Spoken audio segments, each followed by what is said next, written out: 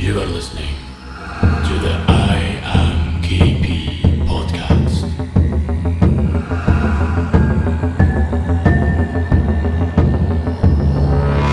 Hello and welcome to another episode of the IAMKAYPEE podcast, and today I am joined by none other than the fantastic Adam Holt. How's it going? You're on the last time, actually. I was, yeah.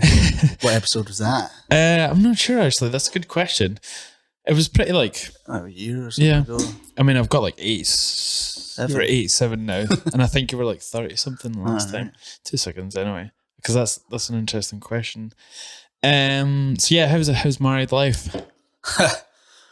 Great. In general, I mean. Right at the moment, not too good, but joking.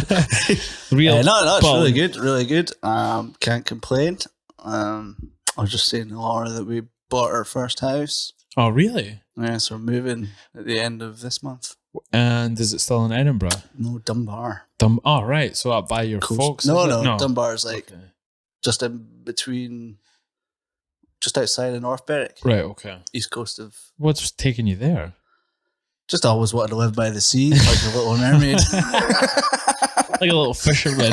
I am going to be honest. That's what I'm getting into. I've dug out my old rods and stuff. I'm going to get the lures and shit and try my... I love fishing. Like, try my hand at the sea fishing. I've never done sea fishing. I've always done like on the lochs or in the rivers up in Aberdeen, but never... I've never done sea fishing. Done sea fishing. I did sea fishing by like handrail in Turkey once and caught a tuna, yellowfin tuna. It was about this size. Did it come with mayonnaise or? No, sweet corn.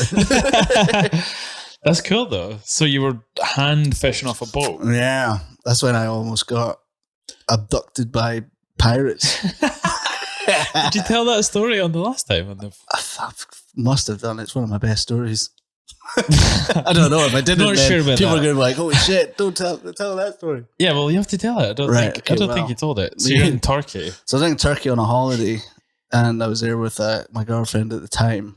And on the last day, we had quite a lot of euros left over. Right. So I was like, "Shit! I really would like to go sea fishing if we can." So we went to the wee booth thing, and the guy pointed us down onto the beach, and we just basically went down, and this guy was like, "How much have you got?" And I was like, "Oh, fuck it."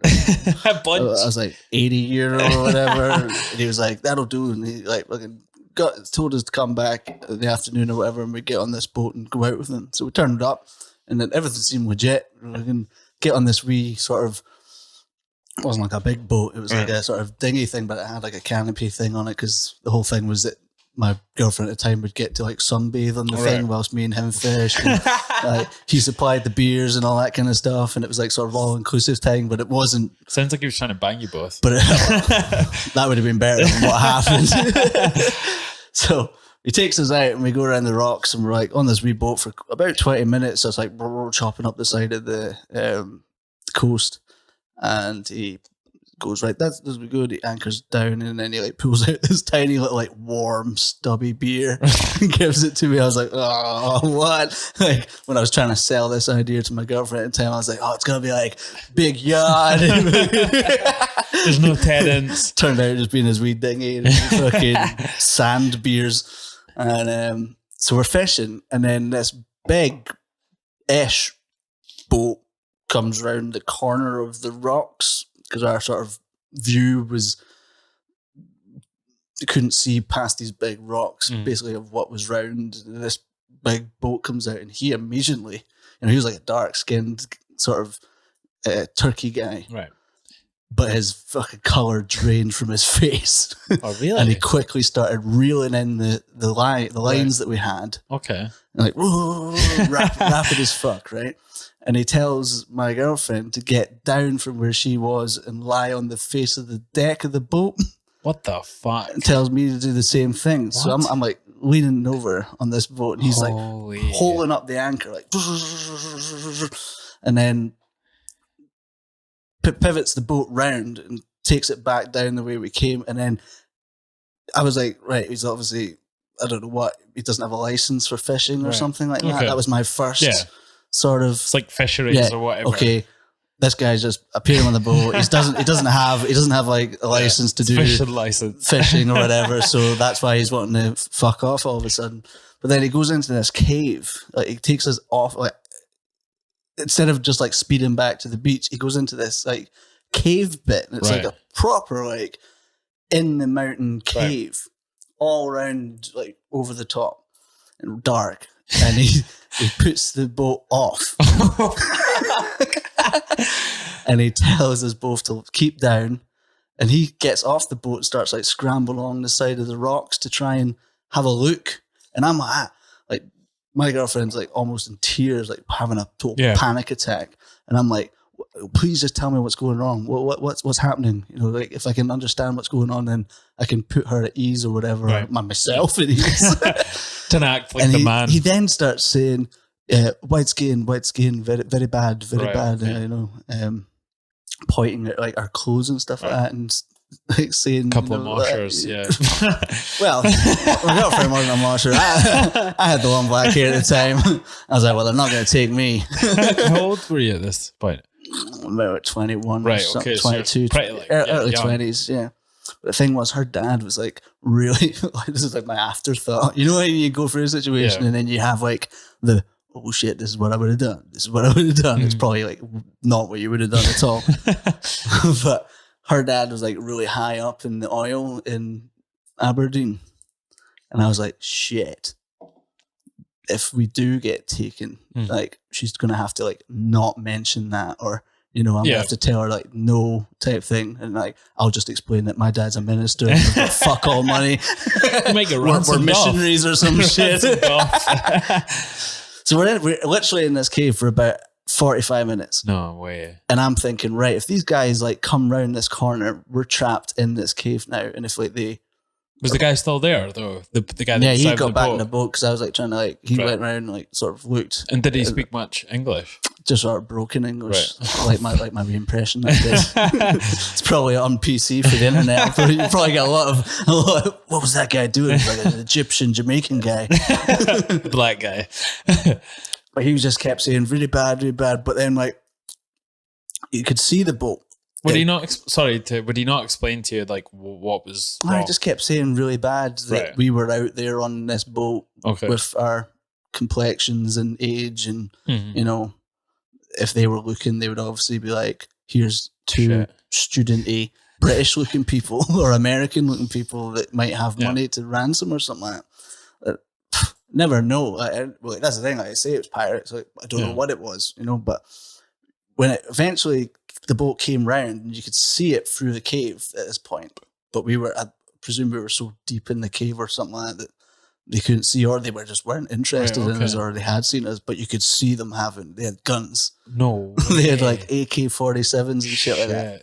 And I was like, fuck, that's when I was like, shit, if they've come in here or they corner the whole of the cave off, what am I going to do? I'm not going to be able to scramble up these rocks. They're just going to shoot me to death. I can't swim, so if I jump in the water, I'm just you know, push your girlfriend. Take her. My dad's in the oil. He's the one that's taken all your oil. Yeah. She paid for this boat. It's not mine. But and eventually they sort of like stayed there for a while. That's why we were in the cave for so long. You could see them out this sort of side. I had to sort of really look like that, but from where he was sitting, he could keep an eye on it, and it just sort of bobbed about for a while, and then went away. And then he drew the thing in and took us back out, and like tried to put the anchor back in the water to fish again. And I was like, fuck it, get me home. I'm driving this boat. That's enough fishing for me. It sounds like they were maybe like drug running or something. Yeah, it could have like been that. anything like that, but you know, fucking, you know, they got a wee moment of, ooh. The thing is, you'll never know because that guy's broken English. Like, you'll never actually know what was going to happen if it was going to happen. That was my interpretation of the thing, was because he was saying you look out of place here. Yeah. That you might be of value to these guys. Or it might be just some hardcore fishery guys that like are trying to like crack down on people fishing. Yeah, I know, like that's what I'm hoping. Like it was some sort of coastal guard, or he had gone over like a perimeter or something. Yeah. But I don't know. Could be a whole sort of Last King of Scotland situation where, you know, they're like, English. You're like, no, I'm Scottish. And he's like, Scottish. No, That's how they speak. Little did we know he was stuffing her bags full of cocaine, drug muling us. But yeah, and that was my pirate story. Is that one you tell often? When people ask me about fishing or holidays I've been on, it's like my go-to holidays from hell story. I'm surprised I never put you off fishing for life. Well, I've never been out sea fishing again. Did you catch it? No one's tried to kidnap me on the banks of the Dee. Just a couple of junkies in a dinghy. We're only shooting up. But I've grew up fishing, so it's something I've always loved. But I've never did sea fishing. I've got like some family that do it, but I was never invited. But it's one that I really want to do. I'll get you out once I've got everything. Once I've got everything sorted. Cast it. So are you gonna do it off the? Well, there's like a harbour bit, and then behind that it's like sort of rocks, because Dunbar used to like have a fort. It's got like some history to it, but I've not bothered reading the. Is it to do with the World Wars? No, I think there is a few bits that were to do with that, and they build it on from that, because there's big structures that go out. But this is an actual like 16th or 17th century military fort for the town type thing, and it's got some stories to it. I should have really found out. That would have been interesting. But off the back of that, the ruins, you can fish off the back of that. Plus, I want to try like just straight off the beach, like the long casting one, where you just like. That's heavy duty though. Because I think I've heard you can get like really good like place, and I'm only after fish that I can cook. Yeah. That's cool, man. That's why I love fishing, because there's this immediacy about it. Like you cast, probably you'll catch something, and you can quite easily make something out of it. Yeah, I just enjoy it. Just like a couple of beers, sort of meditative time. It's very meditative. Like I go up the sort of west coast fishing. There's a place called Lade, and there's a little cottage on the beach essentially, and I go up there. And my dad's got a boat as well, so we'll take that out. But when the tide sort of goes out, you can actually walk across the rocks, and it takes you out to like pretty much the furthest out of the water. All right. So like it's it's pretty much like a natural jetty in a sense. And but I have to time it with the tide. So usually I have to go 6 o'clock in the morning. Have you been to one in Edinburgh where like at a certain point of day you can walk right across onto this island, and then like you have to be back by like the time it comes back out again, or you get stuck on it or something. Sounds like Challenge Janica. Yeah, it's basically like, you know that film with Harry Potter in it? Harry Potter? No. The Boy in Black, or the boy Swiss Army? No, are you talking about the Man in Black? No. The horror one. Right, okay, I've not seen that one. No. Okay. But it's the guy from Harry Potter. Yeah, okay. Daniel Radcliffe. Stephen Lang?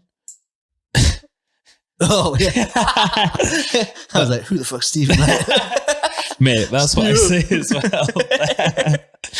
well. Daniel Radcliffe. It's got the same thing, like the house is on these sort of islands that can only get reached to when the tide comes in and out. It's quite cool. Have you seen Swiss Army Man? Yeah, I love it. It's fucking insane. I watched that on a whim one night. Like, it was just like, what the hell is this? And then like the opening scene when he's like jet skiing them along the fucking beach. I was like, this is my film. Well, that guy that's the alive dude, he's like a really good actor. He was in There Will Be Blood. Fucking amazing. He's the preacher in it. He's one of them actors that I'll watch basically anything that I see his name in, because I know he's going to be good in it. He's great, like. And if you've not seen it, it's basically he is. I'm not sure if it's real. Like I think it feel like it's like a dream or it's purgatory. You know, he's in between life Swiss and Army death. one. Yeah, I think it is meant to be. It's like what's it called? Lost. Yeah. They're basically in purgatory, and I feel like that with him. That's what's going on. I don't think he's alive. There's some crazy moments in it though when he starts. I thought he was alive, and the guy was actually dead. But at the end, it was like a sort of he was telling the family. Spoiler. Oh, whatever. Yeah, no spoilers. The bit where he falls out the tree and then gets attacked by the bear is fucking insane. That's crazy. I don't really like Daniel Radcliffe as an actor. I think he's quite wooden, but I thought in that it suited him. Yeah. Well, obviously, he's been in he was good in that. One of the things that I always love him in is one of the episodes of Extras. Oh yeah, and he's playing himself obviously, and he's like talking about bagging all these girls, and he's like maybe 15, 14, and his mum keeps like catching him with cigarettes. That's not too far off because he went off the rails. Did he? Mm. Daniel Radcliffe? He became like an alcoholic. Right. It's like you kind of went. Said he was an alcoholic. By my standards, he was probably just having a couple of drinks. But yeah, it's all relative. Like, you know, what you think is like a. Because I had a guy on who was addicted to porn and sex. All right. And I'd never sort of talked to anybody before that had that sort of thing in their life going on. But then I was thinking about it like, what? Sounds like you in Perth. Hey. I do not know what you're talking about. Could have passed on your secrets of reform. I am a changed man. Changed man. So, yeah, but it's all relative. Like, what is addiction to one person is completely different to the other. Like, there's not a base level where everyone becomes addicted. It's like all relative to you, I guess. Yeah. Well, that's like why they say it's an illness, because you can be addicted to anything. Yeah. Like Perth. But it is weird. Like, you could watch maybe porn once a week and think you're addicted, you know, just because of the type of person that you might be. Not you specifically, just like the royal you. And it's like, I'm a 5-a-day guy. That is definitely addiction. Are you talking about tenants? I'm married. Oh yeah, tenants. Yeah. But it's a strange concept, like addiction. Yeah. It's all down to how you feel and perceive yourself as an addict, I guess, eventually. I can imagine the sex one's a weird one too. Yeah. Like, but admit to yourself that you've got a problem. It's probably someone else telling you that you've got a problem. Well, I've said this one before. It's kind of like... You're just happily beating one off all day long at home. You're not hurting happy anyone. As Larry. You're not hurting anyone. Just got a very sore Jed, that's it. You got stocks and fucking lube. But where was I going with that? Yeah, so he was, what was it? He was talking about that, and I can't remember where I was going. But anyway, it's a strange one to be addicted to, because that's what I was going to say. You can't, it's like food addiction. You can't stop eating. You know, that's what most addictions are. Just stop doing what you're doing and then do something else or whatever. But with sex, I think sex and food, mostly food, it's you can't stop eating. Like, you're having to do the thing that you're addicted to, but not get any pleasure out of it. Well, the food, I guess. Mm-hmm. So dependency as well is to not feeling normal unless you're doing that thing. Do you feel like you've ever been addicted to something? No. Like, I was thinking when you were speaking there, I was like, well, am I addicted to this and that? You know, I drink a lot, but I'm not. I don't need to have a drink. I just enjoy a drink. And spoken like a true addict. Addict 101. I can stop anytime. Well, it's true. Like, even like now, this is why I look forward to coming here, because I can have a drink with a friend, you know, chill out that. But through the week, I don't drink. You probably would have just at home or anything like that, or more like before. Oh yeah. And like when I was on the last time when I was talking about the depression stuff, I was hammering the booze. Yeah, but it wasn't an addiction thing. It was more of a. It was it could have been. You were medicating your depression. Yeah, it could have. It wasn't that you. Some people might say it was addiction, but it was more of a conscious decision to drink lots. So I wasn't feeling what I was feeling at the time, or having to confront shit at that time, or whatever.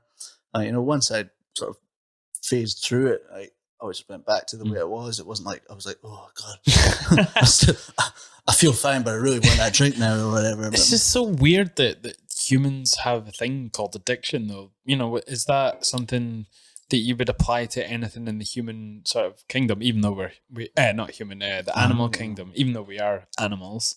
I'm sure it is. It would just be sort of like, you would name it differently. Like, it wouldn't be addiction. It would just be repetitive behaviors. But we're the only sort of, well, I don't know if this is a fact, but we're the only sort of species that's got like conscience.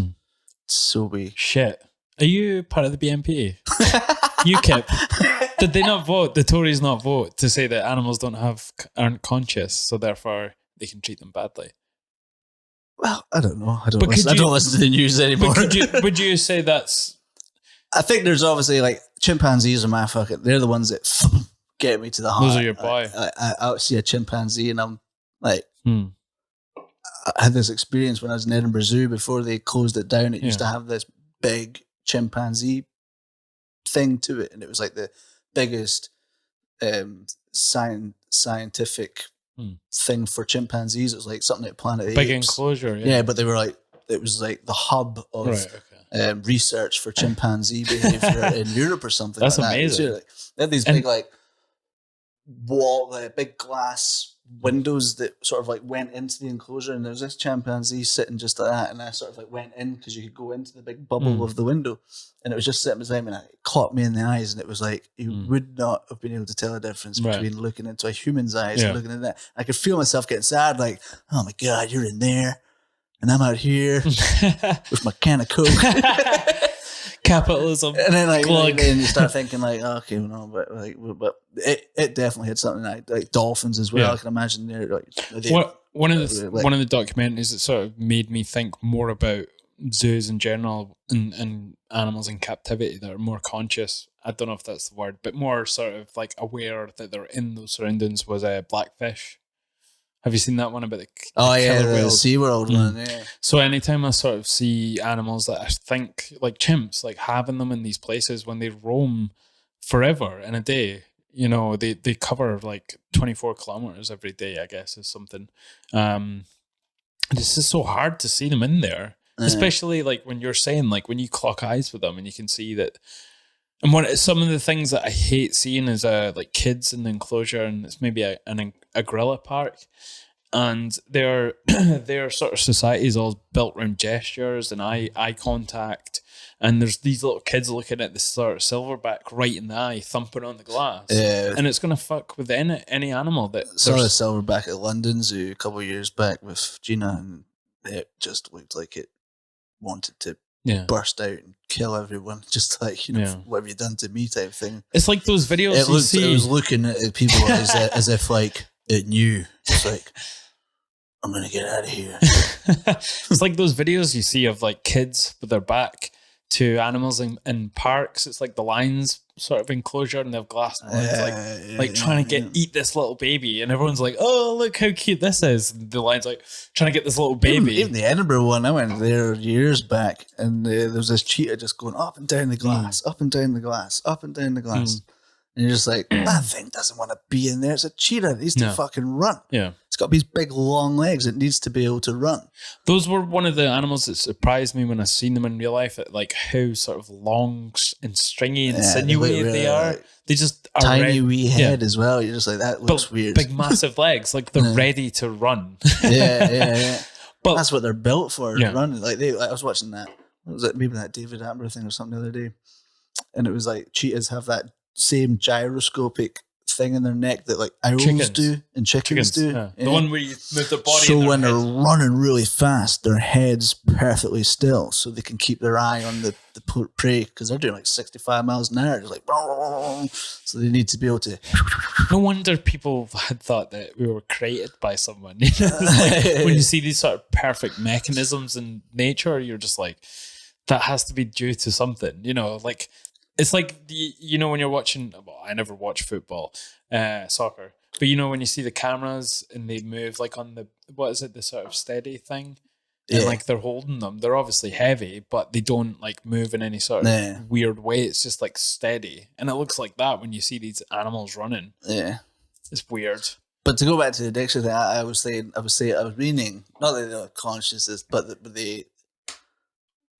we've got a sort of higher level where we know things are bad for us, but we'll do them. Yeah. Like an animal won't go into fire and go, oh shit, that hurt, I'll do that again. Oof, oh, shit, that hurt. You know. And I think we've sort of transcended our surroundings, so we've lost the sort of that ability to not do things that are bad for us. Whereas animals, the only way they can survive is if they are super wary and don't get themselves into situations like that. Oh man, no. Dolphins, they're addicted to pufferfish. Oh yeah. Oh man, that is such. They go and find the pufferfish and knock them about, so they spray their shit out and then fucking what are you get talking high about? on it. This is like dolphin porn you've been watching. You don't know about the puffer? No, I do. Yeah. I just like you were talking about Right. the pufferfish squirting. They find a pufferfish, and I think there's a few animals that do that. They eat things to get high. And dolphins are notoriously rapey, so you know. Yeah, yeah. Same with those big, massive stingrays. That also happened in Turkey. Did you bring one on been board? raped by a dolphin? We don't talk about it.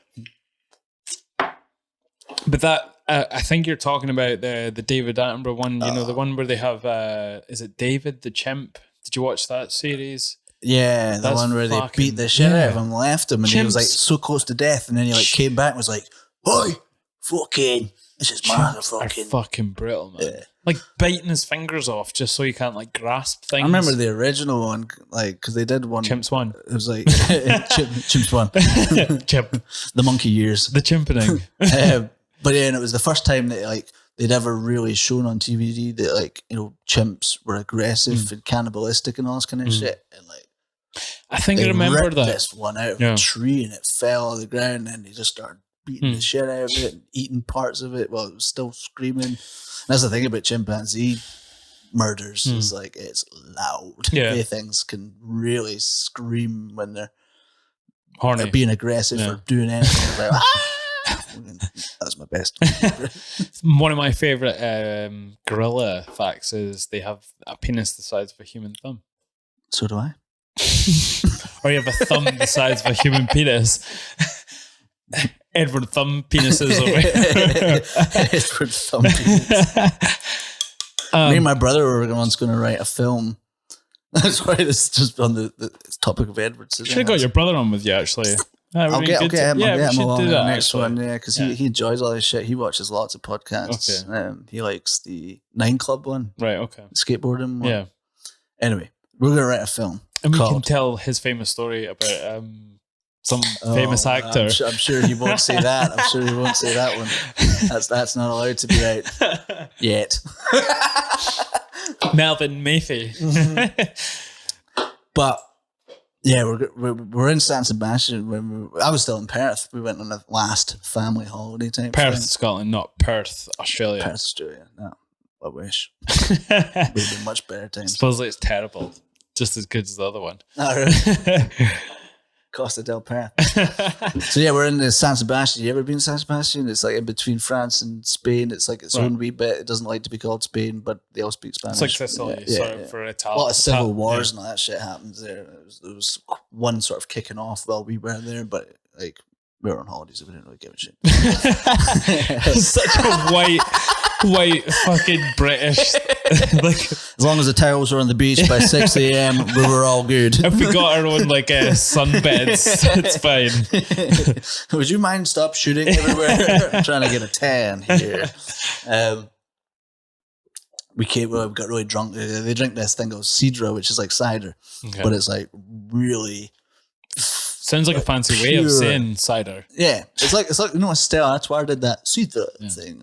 That was their trying to do it, but this is like comes in like 50-50 bottles, and it's like you have to pour it from like a great height. That's like tradition. It's like you put like a wee optic thing on the bottle, right, and then you pour it into the glass from like a right height. Because I tried to do it at the restaurant, and the guy was like, no, and it was like, oh, and it was like pissing this thing like a good meter and that. Right, okay. It does something. Did he spill? Puts air all into the drink, makes it sounds like sweeter nonsense. and nicer.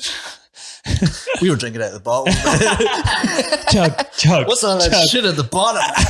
Eyeball pulling it. So we would get this, and we would sit on the balcony and drink these 50-50 bottles. Is that what they call it? 50-50 bottle? I'm not sure. 24 or something. I don't drink American terrible guys, beer. You know, they're like, don't be a menace when they're drinking. All right, okay. Ed, you're talking about 40 ounces. 40 ounces, that's it, yeah. One from my home. Yeah. So we got really drunk one night, and we were talking about making a movie, and we were like, oh, we should do like a sort of spoof on Edward Scissorhands called Stan Can Hands. And he's got tenant cans for fingers. And it's all in like Scottish, and it's all about him being like a sort of jakey. He's like fucking Stan Can Hands. But we've never done it yet. One of my favorite. But we're looking for sponsorship. Okay. From tenants or just the movie. Anyone that wants to fund that movie. One of my favorite spoofs of Edward Scissorhands is the porno version. Actually, I got sent a picture of that the Edward other day Penis from Louis Hands? Pietranic. actually. Legend. He loves Edward The Penis Hands. dildo hands or whatever it was. Penis Hands, Edward Penis Penis Hands. Hands, yeah. What surprised me about that whole situation was I thought it would be like his fingers were penises, but Yeah, no, but he's just got he's two actually sort of got like two penises. That's two so big weird. penis hands. He's got like yeah. elephant cocks for hands. It was obviously too hard. How does he type? dun, dun, dun. Do you think he comes while he's typing? Wouldn't want to arm wrestle him. It's asking for trouble. I am gonna have to. Cool, man. Already, and then I might have a tenant or something.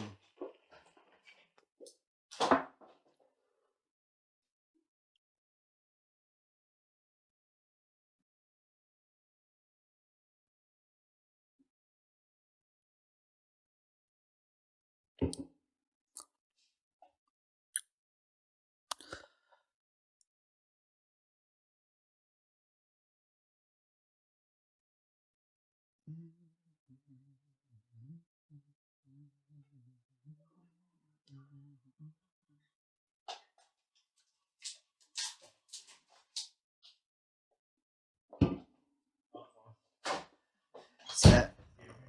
That's it. You just got through a tiny wee normal size can. You needed a piss.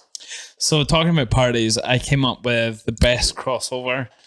It is Game of Thrones meets Thrones, yeah. Come Dine With Me, and it's called Come Die With Me. So it's just going to be people like making like weird dishes with Game of Thrones puns. Am I going to break the internet if I say I've never seen Game of Thrones? No way, man. Do you know what? But- like, That's because I'm saving for when it's all done so I can binge watch it. dude, I was the same, man. Like, I think it was like 2 years ago. I just got into it. There Like, was other things out when it came out that I was watching, and I like to give everything my total. I mean, you've got no patience to wait from week to week. Yeah. No, That's me too. I can't do like normal fucking TV. normal TV anymore. I'm Man, like, it's surely this is on demand. Can I not rewind this live television? But I can't deal with the sort of having to wait week to week for even Game of Thrones. And I've watched all 7 seasons. It's the 8th one, and it's killing me. I can't do it. Like, I just want to watch it all in one binge. What's Netflix done to us? It's one of these other things. It's just like one more thing that's just ruining the next generation. They don't have any patience. Remember that? Like, what was it? Like, something. I'm trying to think of like something that was out. The Sopranos, when it first came on TV, and you're like, Not seen shit, you what? Shock horror. You've I've never seen watched. that's worse than Game of Thrones. No.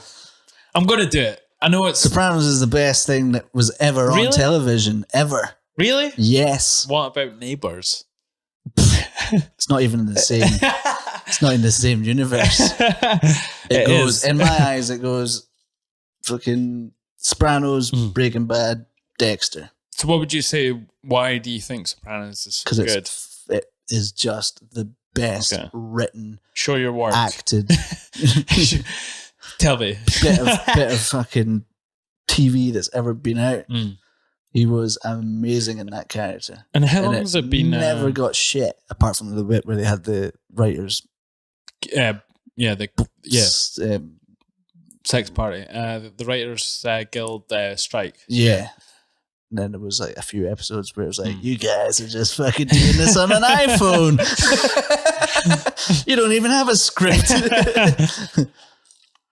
But yeah, no, it's fantastic. The one that I've watched recently, which is amazing on Amazon, Patriot. Which one's that? So it's like a sort of Jason Bourne Right, okay. character, but it's more, I always say realistic in the way that he's going through all this shit and it's having an effect on him as a person. He's getting drained, he's getting tired, he's depressed and all this kind of shit. He's got his brother called Cool Rick. That's like is it just Rick and Morty? it's Hey, really, Cool Rick. It's really, really good. It's the funniest thing I've seen in ages. Like, and It's I watched, obviously American with the name Patriot. yeah, but it's set across Europe. Okay. Like he's a CIA sort of Jason Bourne type guy, and he's sent on a mission over in Europe to do. But the actual point of the mission never gets to the point because Right. he's going through so much shit just to get to that bit. But it's so fucking funny. Have you watched Jim from The Office as Jack Reacher? I watched a few episodes. Good. I didn't think it was bad or anything. I just didn't. I just can't get past the fact that it's Jim. Like it's like the Jim, The Office after years. That's essentially You expect him to like storm a room like, then look at the camera like,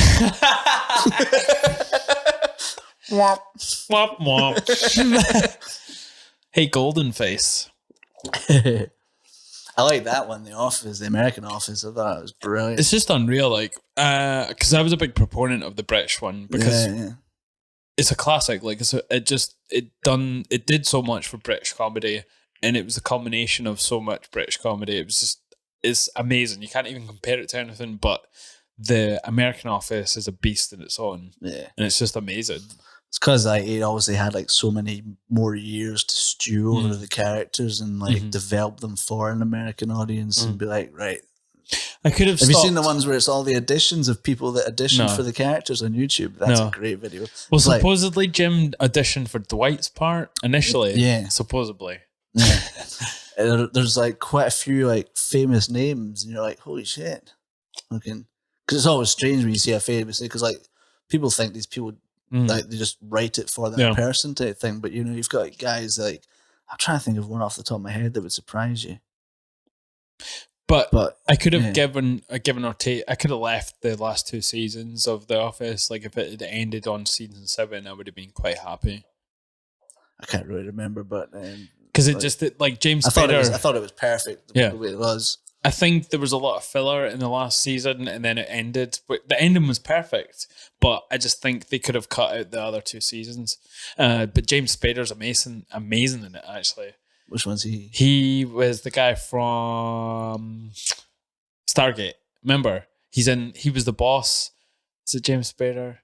He was California, Robert California. And he's just the guy that talked his way into the position. Right. He's not got any qualifications. He's just so smooth talking. What I was going to ask you actually is because it's going to be Easter weekend, and you grew up as a preacher's son of a preacher. Not a preacher, some sort of preacher. I wasn't in America. He's a minister for the Church of Scotland. That's his title. And is that minister? Is it something that was always a thing for you when you were younger, or I feel it's becoming more of a thing? Like it's more Easter? Capitalism's like taking over with Easter. It's more-ish now. Did you have to celebrate it when you were younger? Yeah. Hey, Jesus is here. Not like that. It was more like it was just like any other kid, just like chocolate. Good guy, Jesus. You know, we went to church up until the age of like 10 or whatever, just before we went to like high school. But so yeah, the early childhood, we were at church, but it was never like forced on us or anything like that. You know, it wasn't like, you know, my household, you wouldn't even know. Like, it's not like amen and all that good shit like before every meal or anything like that. Like the only time we ever did grace was if a gran was round at Christmas or something like that, because it was a bit more traditional for them type thing. But like other than that, like, would you say your dad was like a traditional minister though? No, not at all. He's one of these guys that like views it as a moral guide type thing rather than something to be taken literally. Which I think he's like 7 years off retirement anyway. If he was at the start of his career now, with all of that last generation that did kind of take it literally and did like have any sort of idea of science and philosophy and like basically science and philosophy. Those two. It was basically religion. That's why like in school they started putting in the religious and moral philosophy. Blah, blah, blah. Oh, is that what they did? Yeah, they couldn't just call it religious education anymore because they had to involve everyone's views and, you know, other religions rather than what would have been at school for like you and my dad was just that's your religion. You're Catholic. You're in a Catholic school, or you're Protestant school, or whatever. Because the religious education for me in school was basically just them making you aware of all religions. And I think it was the first time I was introduced to the idea that all the stories from the Bible were just sort of metaphorical. Yeah. And it was a lady who was actually married to a minister as well. and he gave it up actually eventually. But she was just, I remember just being so sort of like jarred by it, because it's like your whole world for the 10 years that you've been on the earth has just been, not that you believe anything, but it's been you're at school, you do the nativity, you know, you go to church and just mouth all the hymns and whatever, you know. It's not that you actually believe, but still it's been part of your life. Yeah, I think the thing is, like, I was thinking about this recently, and I was thinking, did I ever even have a faith? And I'm like, no. Like, it wasn't like one day I was like a believer in God or something like that, and then the next day I wasn't. It was just, I just never believed. It just didn't. It was just part of life. Yeah, it was just like I sort of go there Sunday, see the other kids, go back home and fucking get on with the telly and, you know, fucking get on with my life. It was just like a sort of chore that had to be done every Sunday morning. It wasn't like a sort of, I went there and took any attention to what was getting said.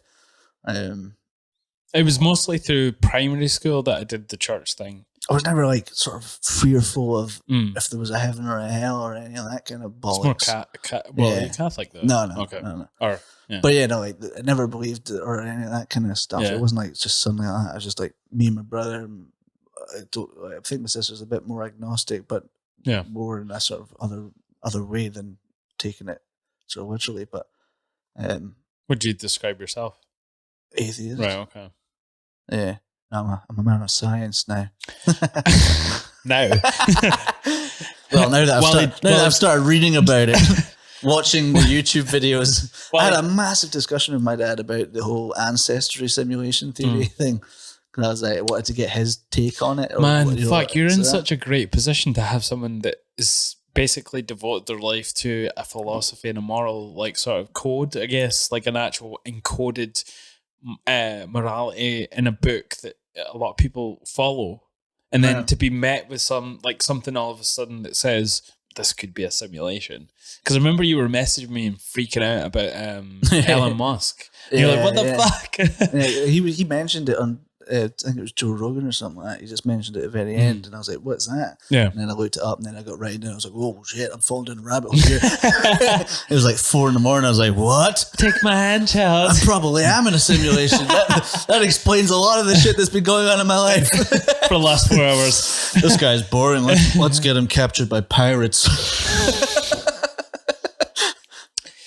But it's sort of like, one of the things I had taken from that was the word God. Would you still use the word God for the people that have designed the simulation? Like, for all intent, I don't mean a biblical God, but for all intents and purposes, someone who's created this. Is that something that people would call a God? How are people going to deal with the fact that it might be a simulation? I think if that was ever proven, it would... Proven, young whatever. Laddie. It would just, that would be it. It would be that sort of Matrix moment where it would just go, welcome to level 2. Like, restart.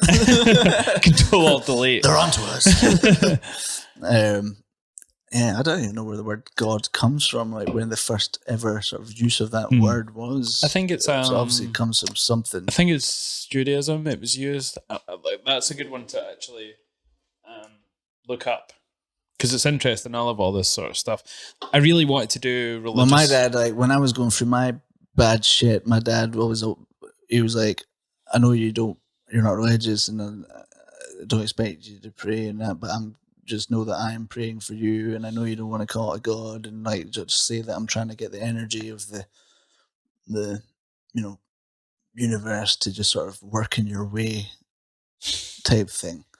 And like that's easier for me to understand, or not understand or accept, because I do believe in a sort of karma thing. I think if you're putting out good vibes, then vibrations, it comes back to you. Like vibrations are real things. Like what's the amazing inventor dude from back in the day, the Serbian guy lived in America? The Doc. Tesla. Doc.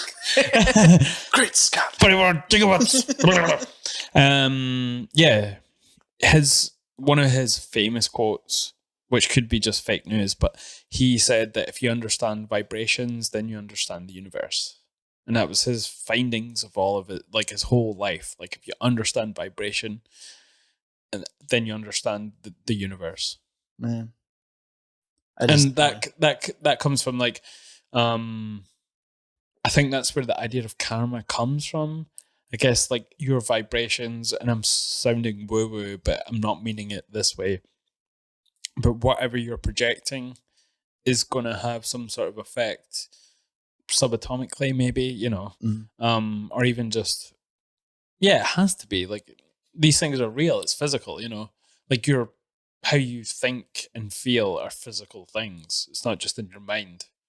Well, you know, there's that, like, this is not like a sort of thing. This is just me speaking out of my own mind. But like the other thing about just to let you know, it's an old Germanic word, the actual word God, but we come to a point where is it the actual use of God is in the term, but not the word, if you know what I'm saying. Okay. But the actual English version of God is Old Germanic. Right. That makes sense. Bloody Germans. Yeah. Well, it could have been something else now if they had got their way. Sorry, I interjected you before you were saying something. Yeah, the whole thing about karma, though, like I believe in it, but then is it because, are you feeling that because if you're doing good and you're out there trying to be the best person you are, then you're in a happier mood, so you'll be more aware of good things happening to you. If you're in a depressed state and good things are happening to you, you're still only thinking about the shit things are happening to you. But is that you get a pay rise at work and you're like, oh yeah, fucking great, but I still have to fucking travel here every day. But you wouldn't think about that if you were in a happier mood. Yeah. But you'd be like, shit, I got paid. I think it's just how you bracket your sort of feelings, I guess. Like if you put it in a happier bracket, then that's how you're gonna feel and interact with the world at that point. Yeah. The older and older I get, and the more I'm just like, we're a complete fucking mystery, spunking mistake that just happened. And it's amazing what we've done. There was a guy. I don't think we should take ourselves any seriously. No. Or, you know, think we're I always think of it in any way. This way, and it's probably like a stone thought. But the fact that we are here is fucking like crazy. Yeah. Because it could have been, it either could have been or couldn't be. And those two things are fucking equally scary. You know, the fact that the universe is here and there's a whole thing to explore is fucking insane. Yeah, I think, you know, it was something I saw, they take it back, then it's just like a fraction of a difference in an atom and it wouldn't have happened. It's just like, you know, so that's why a lot of people from the religious point of view can be like, well, it's so perfect. Yeah, that's how why. How could it not have been like it has to be designed? People try and find meaning in all sorts of things. But our understanding of design now is that, well, it can be designed. It's only the American. Yeah, true. But you need a big old computer to do it. I mean, if essentially the universe designed itself from within, so is that not a product of design? Like the signature of the universe is found throughout, you know, everything. Is that a definition of design? Sorry, this is Kent's blowing my mind. But it plays within the rules of the universe, like everything. So you're going to have like set things that work, like physics. Yeah. Generally, our understanding is physics works throughout the universe, and mathematics and all that. So that is something that's a signature of the universe itself, and is that sort of, you know, being created by the universe. I don't know. But when you get I've not looked into it that much, but yeah, no, it blows your mind if you think about it too much. Oh fuck, man! That's why I just like to prefer with the whole Bill Hicks. It's just a ride. Yeah, you know. When you think about it too much, enjoy it because it's going to be over. What our time on Earth is like a minuscule fraction of how long this is all going to continue on after us. When it's going to fucking die.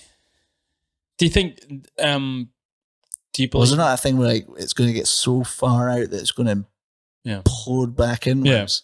Well, they think the universe is expanding, but it does it in like contractions as well. So eventually, but it's cyclical. They think the universe is cyclical.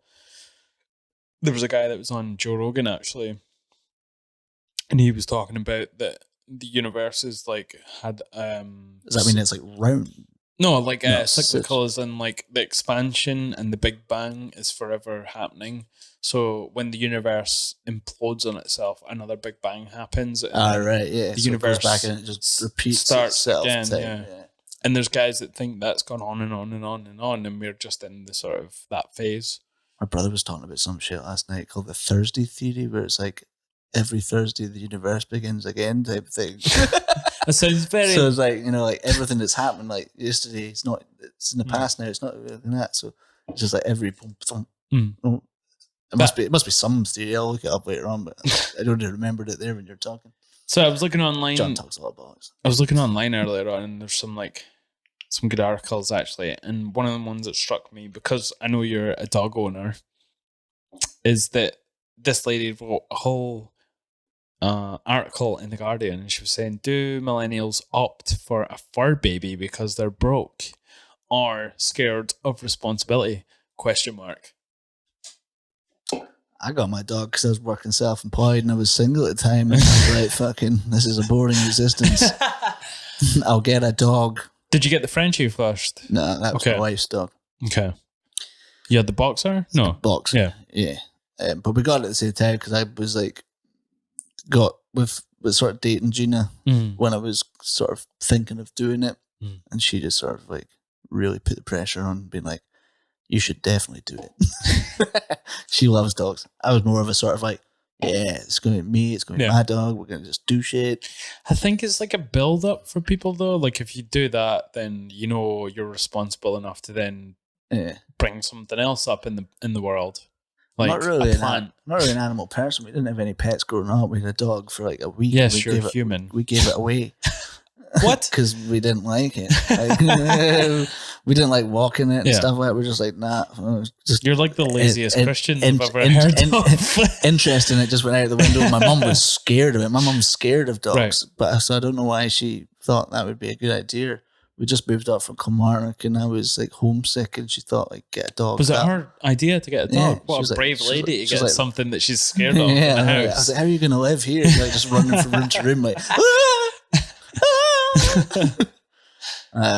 yeah, we got a wee Scotty dog and just like had it for like 2 weeks. We just, Dad ended up doing most of the stuff for it. We just we were only like young kids. Like I was maybe about 7, John was about 12. It's generally what a dad thing to complain about, like, oh, I do everything for the dog. You guys, my dad loves dogs. Yeah, because he did have a dog as a kid, so he really enjoyed it. But he was like, that's funny that you have one that you enjoy having, but you weren't brought up with the dog. Well, yeah, when I got Dixie, I was just like, yes, like my Dixie is the best dog. Yeah, like she came with all the stuff like programmed into her, just like set and all that. Like didn't have to do any of that shit. All right, so it was like a proper breeder. It was a rehomed dog. Right, okay. Oh, really? Yeah, they were like she was rehomed. She was like found in like they never said, but they made it sound as though she was found abandoned with a puppy. The puppy got like instantly scooped up because it was a puppy and it was a boxer, so cute as fuck.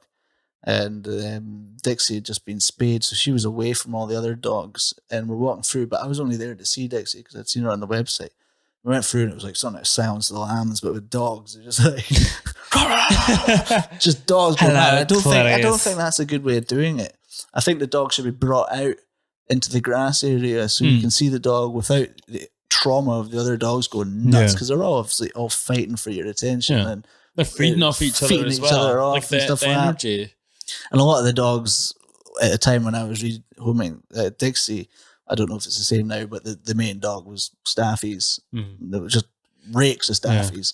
And if you're trying to decide on a dog for like you or your young family, and there's loads of Staffies just then it's not the best time. But like the dogs are great when they're by themselves, so they're in the environment that they're comfortable with. So yeah, we walked through and I was like, oh, there's not really effing there. I was like, where is Lola. That was Dixie's name at the time, but my other dog's called Lola, so we had to change it to Dixie. Oh, man. You changed the dog's name. Well, she had everything already dialed in. How did she respond? She's like, She's Dixie. fine. She still does it. Like, you're like Lola and they both turn around, but that's because Dixie just thinks any noise is going to result in food for her. So yeah, they brought her out, and the first thing Dixie did was just come right up, and boxers that like they show their affection with their paws and by leaning on you. Like they're really affectionate dogs. They really like to be close to humans. And she just jumped right up and put her paws like either side, and I was like, "Yep, I'll take this one." How old was she? $80. Ka-ching. They said she was 4, but I think she was much younger. I think like she was bred as soon as she could. Okay, yeah. So I reckon she was maybe like 2, 3, maybe. Shit. She still acts like a puppy. Yeah. Even now, and she must be like 6 or 7. But, well, my girlfriend and I have been looking for like a dog for ages. We've been going through all the homes because we don't want to buy a puppy. We just want to like rehome a young dog or whatever. You know, it's the best thing for us. Rehoming's the best thing you can do, because sometimes I just look at Dixie and I'm like, God damn, you might have been like put down. But one of the things I always heard from my dad was, if you rehome a dog or buy an older dog, it's just someone else's problems that are inbuilt into the dog, you know. But they can have a lot of. But that's character, you know. Most of them from the rehoming center are. You'll read the description and it'll say have some anxieties around other dogs. Don't have them around small children or all this kind of shit. Should only be around teenagers. Don't feed them after midnight. Yeah. Like that kind of thing. Yeah, you know, right? But. Absolutely fine. Like I've read lots of stuff about boxers. Like they love to tear shit up. So I was like, oh fuck. Yeah. I've got a new sofa and it's just going to fucking dismantle the thing within like a day. I was like, adult problems. The first day I leave this house, it's just going to go nuts. And that was the biggest thing with Dixie, because she had a lot of separation anxiety. So what I used to do was like, I would leave the house and just go down the stairs to the landing below for like 5 minutes or something, and come back up and not give her any attention, not make it into like a treat or anything. Right, okay. Just like, this is something that happens. I just leave the house and I come back. You know? Casual. And then I would make it 10 minutes, 15 minutes. I'd go deeper down the stairs to the bottom floor and I'd go out to the street. And eventually it was just like boom, boom, boom. And then like with Lola there as well, she was just like, wait. Now they're in the flat at the moment by themselves, just listening to classic FM. You're going to leave them there all night and go back in. There'll just be like a warm patch in the sofa where they've been asleep and they won't even know you've gone. That's cool. That's a good way of doing it. Have you seen anything like I've got a pair of friends that do like it's like a dog fostering. So it's like they both work at home now. So people that go to work just bring their dogs around and they just look after the dog during the day, like take it out for walks and stuff like that. It's just like the dog's there. And like they've got loads of them that come in all through the week, and they get like, I think it's like a sort of free service. They don't get money for it, but they get, you know, money to buy food and all that kind of stuff. They get allowance for a week, and they get to have a cool wee character in their house all day long or whatever. So one of the things that sort of grabbed my attention this week is, do you ever hear about this guy that was wanting to get the head transplant? Mm-hmm. But it's not a head transplant because it's a body transplant. The guy keeps his head, you know, obviously. Yeah. It's a body transplant, essentially. I think it was a Russian guy who was an IT. And there was he got it done, didn't he? No. Oh, he hasn't got it done yet. It's never been done yet. No, I thought it had been done. No, he was just sort of waiting around to see what was going to happen. The right donor, you know, because they were going to go to China to do it. But then if you got a Chinese body, that's going to be weird. But he says that he's over it now. He's not wanting to do it. And he has like a crippling disease as well. It's just going to exist in his head. He's found love and he's becoming a dad. Bet you're fucking glad he never went through that then. I know. Well, he might be a walking dad if he... So what is he at the moment? Just a head? Well, this is him here. Just a head in a jar? So oh, no, there it is. I'm not sure what he has. He has I would wait until they're doing it with like robotics. That's true. I would definitely get my head on a big super machine. Just like jumping over houses and shit. I don't know. It's one of these weird things that I want to see like happen. Like if someone can perfect it, I want to see. I wouldn't want to be the first guy doing it. You know, those jobs are always terrible. You know, the first girl to get a boob job is fucking. You know, they must have been like up there and one down here after 10 years or something. Did you see that they've managed to? I don't know if they've managed to, but they've done a little bit of it that would sort of suggest that they could do it on a larger scale. They're suggesting that they can 3D print organs using stem cells. No, I never saw that. So if you're needing a kidney, they'll just get your stem cells from your own body. Wow. 3D print a kidney. Because people thought it was going to be donations, like printing like foreign. That's the future where you're just like, shit. I think this whole like having someone else's. I think having someone else's like body part inside you is kind of becoming redundant. It's going to be based off your own DNA like that. You know, you have your stem cells and fucking grow yourself a penis or a leg, something that's more important. I want a third eye. I want 3 tits. I don't want them now. But it seems inevitable. Yeah. But all that stuff seemed like a pipe dream when we were younger. You know, you're a couple of years younger than me. How old are you now? 31. Okay, you're still old as fuck. But when we were younger, that just seemed like science fiction. Yeah. That's what I think, like, when I'm, like, sitting there, like, my gran's up at the moment, because she always comes over for Easter, and she's 89, and you're like, holy shit. You've gone from, like, before there was even, like, radios in everyone's house, to my dad showing her stuff on the TV via his phone. You're like, that's, like, her mind must be like...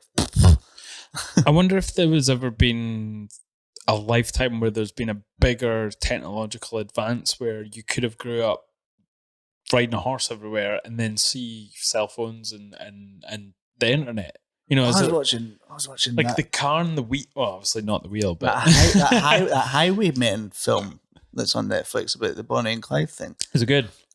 I liked it. Who's in it actually? Kevin Costner and Woody Harrelson. Good dudes. Can't go wrong with them two. But I didn't know that the guys that caught them were like some of the last ever cowboys. Yeah, really? I thought cowboy shit would happen. No, that was one of back. That's one of the things I thought for a long time. I thought cowboys was like a couple of 100 years, but it's like essentially just over 110 years. My other gran, I was watching something about Jack the Ripper the other night, and my other gran was only like born 40, 30 years after the Jack the Ripper thing. Fuck. We're like 25 or 20 years from when 9/11 happened. Yeah. That's insane. And you're like, shit. Holy shit. You know, she, like her family talking about that. Yeah. Oh, Jack the Ripper. It was like something that, like current news. Yeah. Like it just happened. When I think of people being 30 years old, I think of like the 70s. That for me, that's always been like, you know, like they're born in the 70s. That's what I think 30 years old is. But I'm 30 and I was born in 86. Yeah, my mother grandma was born in like the early 30s. I'm not younger than you. Remember, early 30s. Yeah, 1930s something. I think my dad was born in 1955. You know, he's a little bit older for a dad, but still, that's like, he was born 10 years after the war ended. Yeah. That's crazy. Yeah. Even when I think of my dad, I think like, oh man, what was it like when your grandparents were in the war? And he's like, well, they weren't. It was like my dad. You can't, for some reason, history just, you can't fathom it.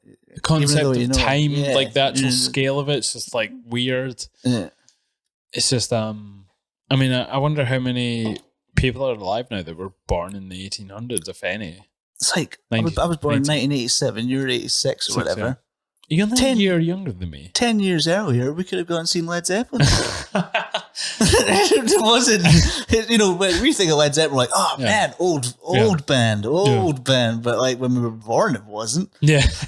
It was just like, oh yeah, Led Zeppelin would have just come to their end in the 80s. I mean, you would have been like a fetus or whatever. Well, yeah. I still would have loved it. I would appreciate it. Yeah. I'd appreciate it for what it was. Have you watched the Dirt? Yeah. Fuck me, man. I never read the book. Is it? I never knew much about what's the band called? Motley Crue. Motley Crue. I never knew much about them growing up. I just knew they'd done it, like, you know, Shout at the Devil and all that. Only books I read are autobiographies. Right. So like, I was recommended The Dirt, and then I read The Heroin Diaries, which is Nikki Sixx's own view of that exact same time and just stuff from like that. his point of view. Yeah, just going into the heroin. What side did you think of it? Thought it was all right. I like anything that's like to do with sort of music in a film. It doesn't really matter if it's shit or not. Yeah. Like one of my favorite films is that Rockstar one. with I Mark fucking Wahlberg. love it with Zach Wilde. Yeah. Zach Wilde's on the guitar. Stand up and shout. Yeah. Me and Lou used to watch that like every night. Lou will deny it now, but like, you know. He's an oil man. Yeah, I never liked metal. Like, yeah, you were. You were totally. We went and saw Metallica together. I wasn't with the girl from Dunfermline. But yeah, fucking. Yeah, you were talking about how we got onto that. Oh, the Dirt. Yeah, the Motley Crue. I thought it was pretty good. The guy that played Tommy Lee was pretty good. That's that. Yeah, rapper. He's a rapper. That did the thing on Eminem. I didn't know that was. He did him. like a diss track on Eminem. You don't diss Eminem. Nah, I don't care how big your balls are. There's only going to be one quite successful rapper. Yeah, and that's more like the given thing. It's never going to happen again. Like there's people in rap that would just like legends that wouldn't even touch trying to say something bad about Eminem because they know they'll just get ripped apart. Yeah, because he's had to do it his whole life. Is that diss track and thing was how he started. Is that music that you've come to appreciate when you've got older, or is it stuff that the Motley Crue stuff? No, rap. like Eminem and all that. I was like, when I was skateboarding, my favorite thing to skateboard was either Korn or Wu-Tang Clan 36 Chambers, because I'm 36 Chambers slow, fucking amazing. I like to have a lot of time to think. Like if I'm approaching a ledge, I'm not doing it like Steve or New. Yeah. Like, you're basically retarded, yeah. And your feet, your feet retarded. I like a lot of time to be like, right, I'm going to ollie onto this now. Here it's coming. It's coming up now. So I like things that were slow when I was like, and like my brother listened to a lot of music that I would then go into his room and steal. So like Beastie Boys and all the Wu-Tang Clan sort of stuff, Jurassic 5, and then I like rap's like my sort of secondary go-to music for like when I'm all metaled or rocked out. Yeah. Like I'll go to like rap, because that happens from time to time. Like when we were doing our gigs and all that, that was the last thing you want to listen to on the way home. The music that I would listen to when I was in To Catch a Predator, we would play like heavy tech metal, and then on the way home we'd just be listening to Paramore in the van. When we're doing gigs or we're away, and that's what we're doing at a festival or something like that, where it's just constantly the same style, genre, sort of stuff. Like when you get back to the hotel room or whatever, you just want to stick on some fucking Pharrell Williams or some shit and fucking just listen to fucking cool stuff. Cool stuff. No, like old. Like I listened to a lot of music that I would have listened to when I was growing up, like Blur and Cooler Shaker. And I'm gonna have to nip it again. Sort of stuff. Man, you got a bladder the size of a fucking pea, and it's got holes in it.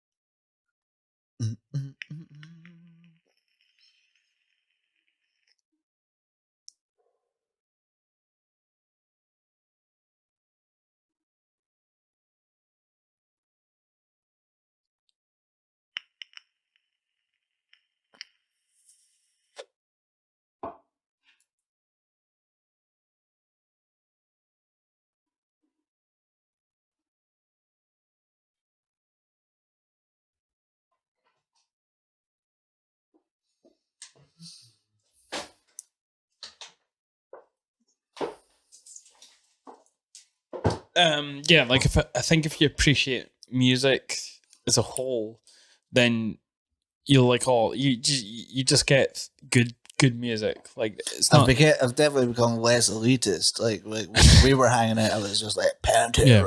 If it's not Pantera, I don't want to know. But like, I was thinking about that because I think because you were a year younger than me, a year and a bit younger than me. You were. I think if I had been that age as well, I would have been the same way as you. Like I was just getting and taking a hold of the very few things I really enjoyed in metal, but because it was like a year down the line, I was starting to like open up a little bit, and that was always funny to sort of interact with you. And I was speaking to Gordy about this the other night. We were talking about the fact that like me and him were always wanting the music to be like just like Pantera type shit, and you guys were always trying to like get it to sound a bit more current and a bit more with on par with what the trend was at the time. But we were like, nah, we just wanted to be fucking. Did you see Gordy the other night?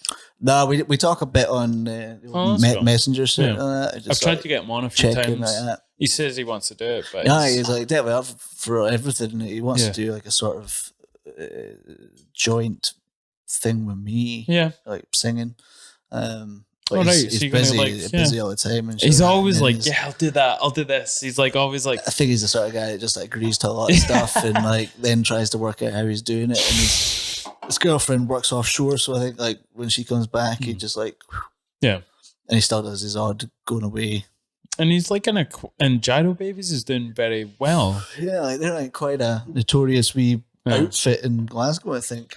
And it seems like they're doing all the right things in terms of like they've got like a very loyal fan base and it's picking up. Yeah, it's one of the things like where it's like catching the culture of the city type thing. Yeah. So I'm not very good at that because I don't even sound like I'm from Scotland. Everyone's like, why did you speak in an American accent? I'm like, I don't know. It's just the way I talk. There's always an issue.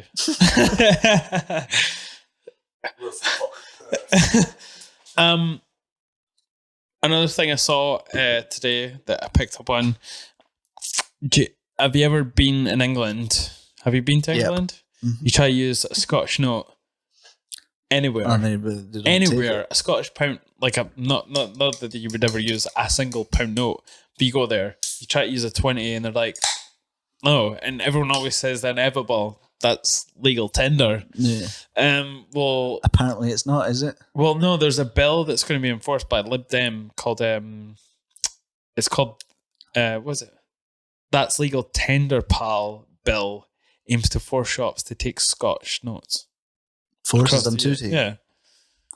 Well, why would you have to force them then? I know. Like you feel like it would just be you take it. You know, it's. I don't want to say the if I was in a shop in England and they didn't take it, I'd be like, well, I'm going to take my money and I'm going to take this then. The only time I've ever experienced that is when it's been a sort of corner shop vibe and they've never seen a Scotch note before. I've had it in like venues and stuff where they're like, what is this alien piece of paper you've given me on this parchment? We don't take Monopoly money. You see that? It's the same fucking queen. Hopefully not. But it's such a weird thing to go to England and they just won't accept. I always get caught out with the Ulster Bank because I work on a bar, so there's like the sort of Northern Ireland guys come over and use the 50s and 20s, and I'm like, oh shit, it looks like Monopoly money, and I would not afraid to say that.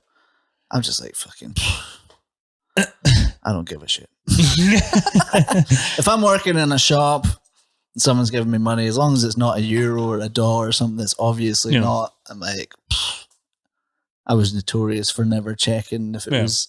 It could be like lopsided, quite clearly printed on a bit of quite like a fucking Mr. Bean portrait on the back. Like, oh shit, smudged in the rain. There you go, man. I guess if it's your own business, that's when you'll be like, I don't want to get screwed. Yeah, but like, how long has Scotland been part of the British Isles? Not for much longer, maybe. Well, hopefully. So you've started to go into the like digital stuff. Well, I've always been in the digital stuff. So explain to people like what do you do on a day-to-day basis? Originally, I was like digital marketing started off when I sort of left Madman doing that is what was then called SEO, because digital marketing wasn't really a thing. It was just And basically Madman was your metal band, band that I was in. And CEO's search, no, Yeah, search engine optimization. Optimization. And I literally I thought I saw a job and it was SEO, and I thought, wow, you get me an SEO straight off, like, because I was confusing it with CEO. Yeah. I was like, shit, man, the pay must be amazing. I can just see you reading this magazine. Wow, they're looking for a CEO. I'd come out of like 6 years of being in a metal band. I was like, I don't believe in anything. I was like, yeah, man. What? No qualifications needed, just straight in, fucking SEO. You've not been in the real world for like you're 6 fired, years. Larry. You're fired. You're fucking fired. But yeah, I went along, and it was just basically working for a garden center, putting products in and then optimizing the text and putting keywords and all this kind of stuff. So when people searched it on Google, it would appear on the first page, Yes. which would lead to more sales. Type of thing. And then social media, like, had come in. By that point, Facebook launched sort of 2007, and by the time that I was doing this, was becoming a platform where businesses were beginning to be like, oh shit, we should be on there. So then social media got involved. Email had always been a big factor of it anyway. And then social media grew into the whole paid advertising sort of side of things. So you could advertise. So like it then became digital marketing rather than just SEO, which was just one part of the digital marketing thing. So I was doing that for ages and worked my way up there. And then I was in a lot of agencies working on like big global brands and stuff like that. It got pretty well, considering I don't have a degree in this or at all, and don't know anything about it, and just sort of worked my way up the ranks to the point where I was like senior manager in one of the biggest companies in Scotland. I was on like a really good wage and stuff like that, salary, and I was like, fuck it. I was like, I could do this by myself. Adam's confidence coming out to kick him in the ass. That's the thing. I'm an entrepreneur. I like to just, and entrepreneurs are notorious for taking risks. But I also like score really highly on that psychopath test thing as well. So like it's in my blood just to be like, fuck it, I'm gonna do it myself. Because the whole time I worked in these agencies, I never made friends with anyone, and I never went out on like staff nights, and I didn't do anything like that. Because all I was concerned about was just climbing the ranks, getting more money, getting more money. Because I had my life outside the work. I had my my bands or my friends that I'd met from my bands, and that was what I did. It was like my alter ego, like Clark Kent in the fucking office during the day, like doing something that I didn't really. I found it fascinating because I was like, I can apply this to my music. Yeah. It's a handy skill to learn, especially now. But I was like, fucking, blah, blah, blah. At the time, I was just like, yep, do this, get out, go and do my stuff. This will fund that. So I was doing that for ages, and then I left there and did my own consultancy business for like 2 or 3 years. And then I've just recently, in the past year or two, have decided that I'm, because I'm like sort of always reading up on what is the next trend's going to be. The whole video marketing is the next big thing that all businesses should be focusing on is video, because these platforms and Netflix and all this are all shaping into YouTube, video, Facebook streaming content. It's like it allows, at the moment, it's at a wonderful stage where it allows the little guy to have the same opportunities as like Coca-Cola. I can get a KP podcast advertisement out to millions of people around the world. Right, okay. On what would be quite a small budget.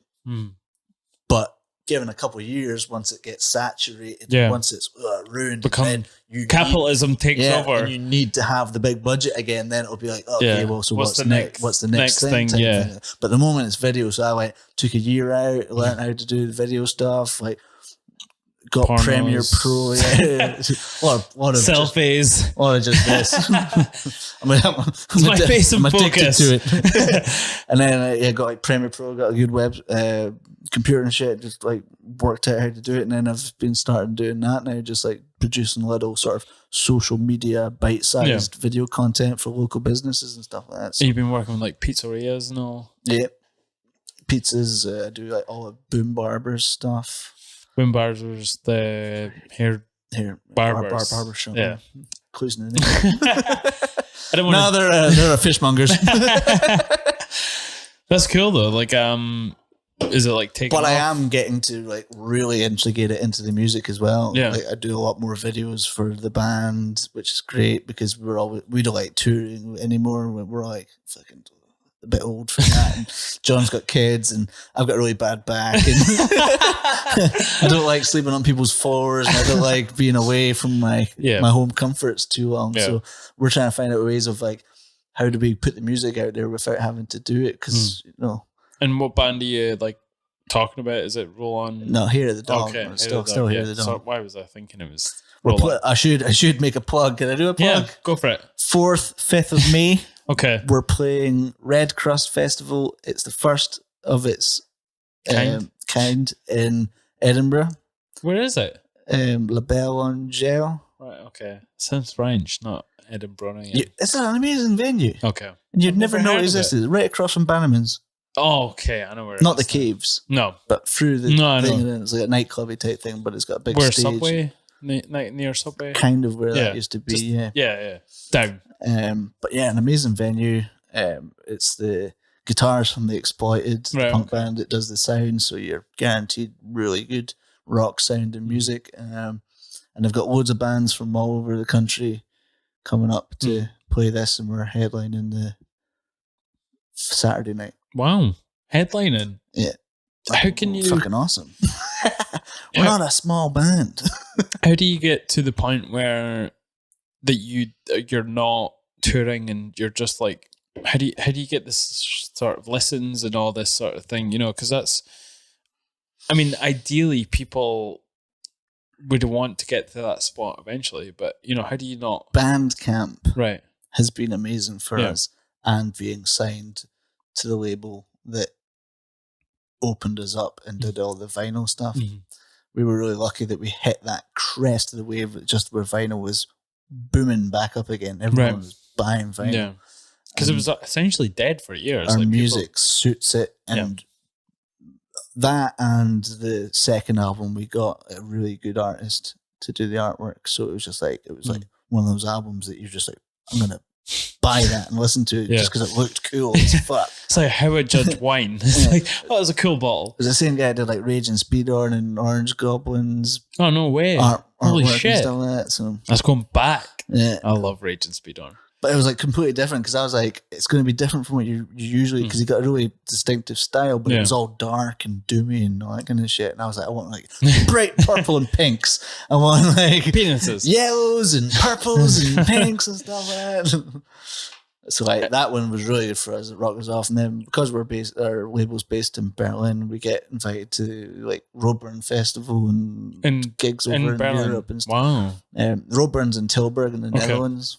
It's like a sort of avant-garde festival. It does like loads of shit. Like the last time we played it last year, because it's just happened last weekend, this year's one. The festival? Yeah. But we played it last year and in 2016. But last year's one was curated by the singer from Converge. Right, okay. So like it's very different. So it's like they pick one guy every year. Like the year before it was like a guy from Baroness. The year before it was, I think it was one of the guys from Neurosis or something. Oh, right, okay. And they get to pick any bands they want from all over the time, and they'll even go to bands that have like long broken up and get them back together just to play like full albums. Like the year we played, we went and watched Crowbar do Planets Collide album from start to finish. No way. It was just like fucking yes. So like we were there last year because we put out a Roadburn live album from our 2016 performance. It got recorded, so we put that out on vinyl as a sort of middle gap between our first three albums and the one that we're doing at the moment. And how do you use that against your sort of digital, your video? Well, again, like, you know, we've got a good following, and then like the thing is, like, the people that buy this stuff will buy the next album, and then they'll tell all their friends, and they'll buy it and stuff like that. We sell records all around the world. It's like, I think the weirdest places we've sent ones are to like places in Brazil, right? That are like Favelas. Guy on the beach. Guy on the beach 2. Stoned guy on the beach. One sandal, long black hair, guy on the beach. And a thong. Favelas and stuff like that. Right, this is weird. That's amazing though, yeah. Greece, lots of records go out to Greece. The home of... Usually the main ones are sort of Switzerland, Germany, Norway, that sort of bit, because it's got a really big sort of scene for our kind of sort of retro-y sounding rock music. Are you doing much on YouTube? Not really, but we're gonna. That's the plan now, is to start. But you yourself though, like with just myself. Yeah, with the job, like your sort of digital. Well, I throw the videos up that I do onto YouTube. It's up to the client if they have a YouTube channel and they want to do it that way. But I don't manage that for them. I just give them the video. And I'm just solely into making the video. There you go. Do what you want with it, type thing. Yeah. So I've broken away from what I would have traditionally done, which was manage their social media for them. Right. Okay. Yeah, because that's a lot of work, isn't it? It's like a lot. Plus, most people are bringing it in-house anyway and employing someone to do that because they've now realised that, shit, it wasn't a phase. This is going to be around for a long time. We're going to need someone doing this every day. On the last episode, I had a few responses to you talking about the sort of mental health aspect of the show, that when you were on it, a few people sort of appreciated you talking about it. I mean, how's it been since then? You know, has there been any sort of relapses with yourself? It's been fine. Obviously, the depression thing hasn't really ever come back from that period. The anxiety thing's a constant. It's just what it is. You just manage it, or you can have your bad day where you're. Whoa. Most recently, it was because we bought the house, and it was fuck, a lot of hoops to go through for a self-employed person. It's ridiculous. The system's broken in that respect. It shouldn't be that someone that's trying to go out in their own way to make money should be penalised the way they are. I know. But so it was that constant, we're going to get the mortgage, because last year we had applied and we got rejected. Because I was self-employed. Right. And that's so strange. They thought it was high risk, even though I was like, you can see how much money I make. It's all in paper. And they were fine with my wife because she's in a full-time job, and they just wanted one pay slip off of her. That's insane. That's one pay slip is apparently more concrete and secure than someone that makes twice as much money and has the books to prove it for 2 years. Yeah. So it was just ridiculous. a thing to hear. So we did what any self-respecting person would do in the complete face of disappointment, is we went to Florida for 2 weeks. that was my kind of middle finger to the underwriter guy. It was like, oh yeah, because someone that can't afford a house would just go to fucking Florida for 2 weeks. Whenever they want. Spunk all this money up the wall. Six grand fucking holiday. Fuck you. So we did that to sort of get over it, and then April 5th was when I did my tax again. So another year I can then apply again. And luckily we got it this time. So it's good to hear that, man. What I will say is, pay someone to do it. Right. Don't go to one of these high street companies that are like, oh, yeah, we do it all for free. We just take our commission off the bank's loan and all that, because they don't care. They're a numbers game. It's a conveyor belt of, we don't care. We'll just get as many people signed on, and the ones that do get their mortgage, we get monies from them. We're not going to fight for you, but actual paid broker fights to get you the mortgage. Yeah, that's what they're done. Yeah. That's what they're paid for. Yeah. It's good to hear that, man. So actually, we're just about there. Because I've not spoken to you in a while, I'll probably ask you a few things before we wrap up. And music you're listening to, favorite album you're listening to recently? At the moment, well, Record Store Day was last week, and I just got the Crow soundtrack on vinyl. Fucking way on vinyl. Yeah. How much was that? One of 8,000 copies made. How much was it? $40. Yeah, I'd pay I'd pay anything for It was the only one I wanted, so I went down and I was like, went in, I was like, where is it? Where is it? It was I had two in mind that I wanted. The crow was the main one. If I get a crow, I was happy. And the second one was the Mastodon Stairway to Heaven cover thing, which is like on a wee 12-inch, but they didn't have that. They'd all sold out. But I got the crow and I was like, fucking right. Someone had like put it in amongst all like the weird jazz. Right. I reckon someone would like put it in there in the hope that they go get the money and come back. But like, come and get it later. It was the only copy. And I was like, fucking hell, man. I don't even know why I was looking for the jazz vinyls. I was just like, I've been trying to look for the Blade Runner, the original soundtrack on vinyl for ages, and it never comes up. It's just always sold out. New music, I've been listening to the new Whitechapel, the Valley one. It's good. It's got quite a lot of I like that, just like Whitechapel. I like F, and it's like just sounds like a button's getting pressed, and it's like for me that's just great.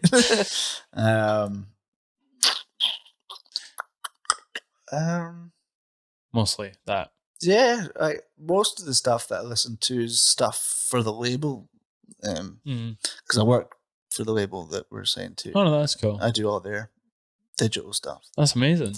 So that's why I've got so much free time on my hands. The good movie you've seen recently? Good movie I've seen recently. I'll tell you what a shit film we saw recently was that Us. I went in there with can't say that. You can't say that. Do you like it? No, I'm saying it's like black people. You can't say that you don't like a movie. Is that on PC? No, I went in with such high hopes that it was going to be as good as Get Out. And I was Get Out was brilliant. Yeah.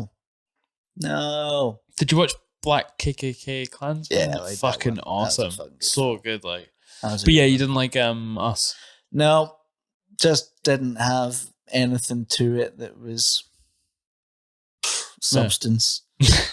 The one I'm looking forward to is obviously the Quentin Tarantino Once Upon a Time in Hollywood and the what's his name? Zac Efron playing Ted Bundy. Yeah. I've been on a total Ted Bundy kick on the recently. Joker, obviously. I'm not sure what I think about it.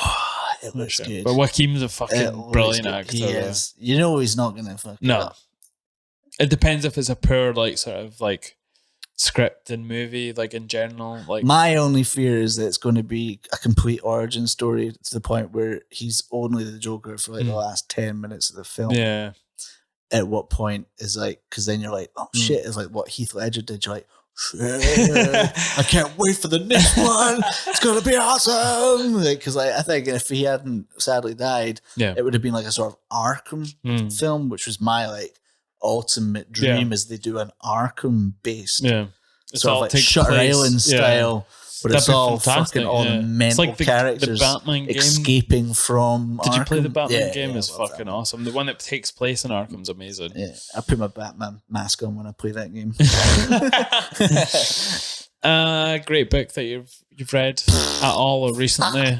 The last thing I read was the Tattooer of Auschwitz. It was just before I was going to Poland to visit Auschwitz. Auschwitz. Yeah. Auschwitz. I don't know how you say it.